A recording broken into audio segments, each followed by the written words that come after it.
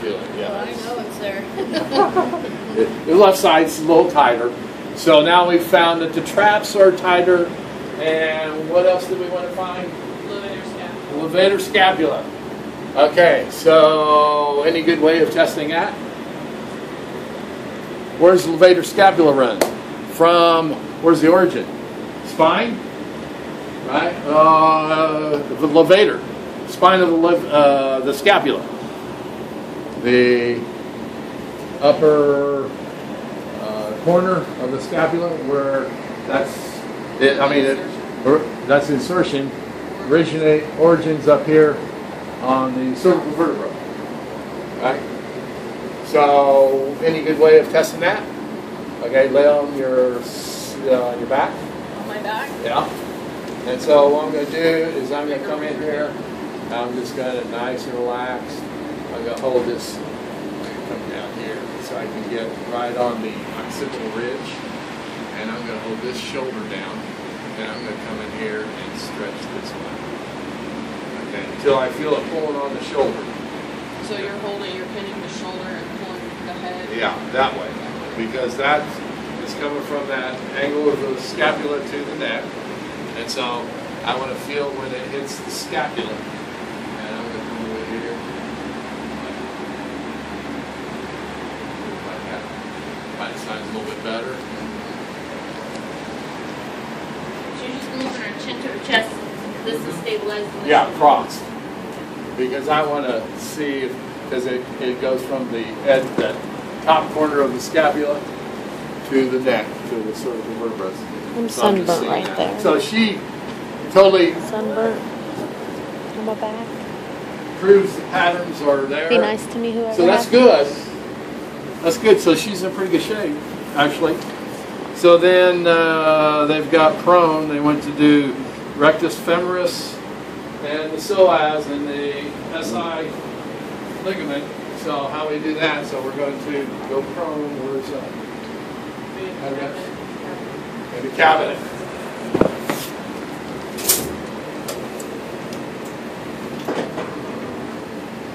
This is probably way too much information, huh? Well, I'm taking notes. Taking video notes. Okay. Video notes. All right, and holster. Might as well. Big dance, no music. Okay, so first I'm going to check the rectus femoris.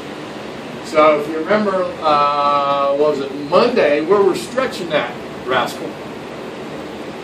So what I want to do is I'm going to bend the leg to 90 degrees, and I'm going to come up here. You can put it in your arm, or you can put it wherever. I'm going to come up here, and I'm going to pin that ilium down, and I'm going to raise this up to where I get a little barrier, okay, and it starts moving the pelvis. It wants to move that pelvis.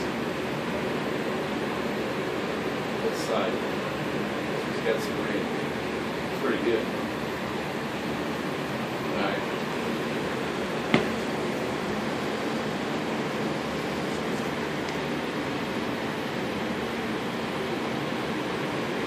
Yeah. Feel that. So this side a little tighter,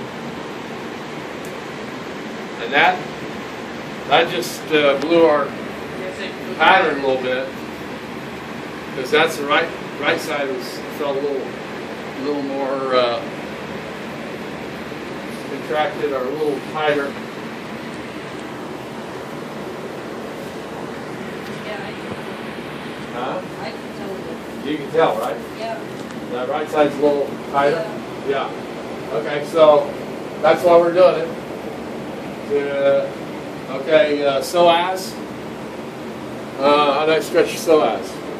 I just leave the leg straight, right? Leave the leg straight.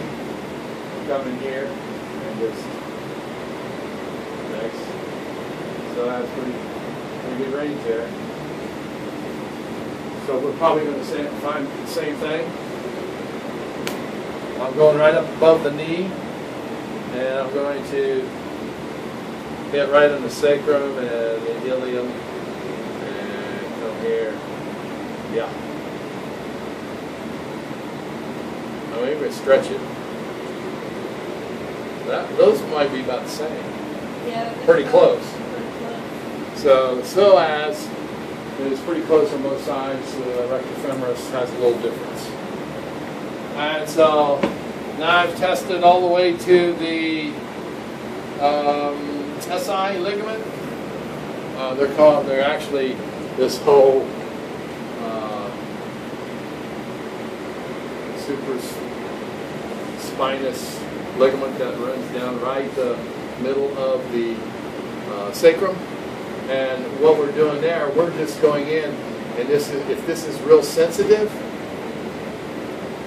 then they've got some issues with the whole.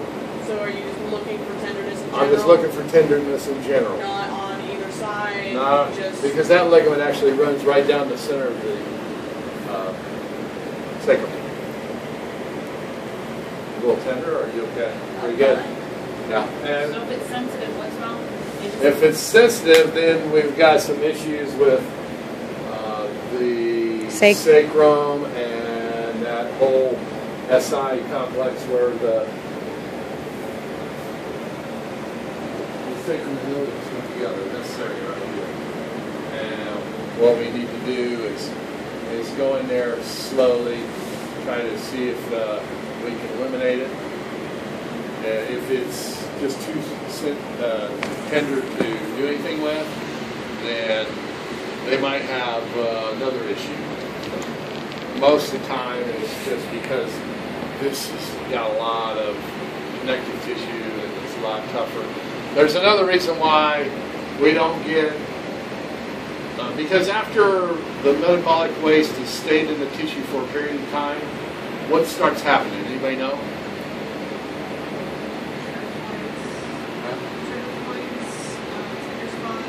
Yeah, inflammation. Inflammation happens. It starts building inflammation because we're not moving that toxins out of the tissue. So anytime you go into an area where it's tender like that, it can be dehydration, it can be, mostly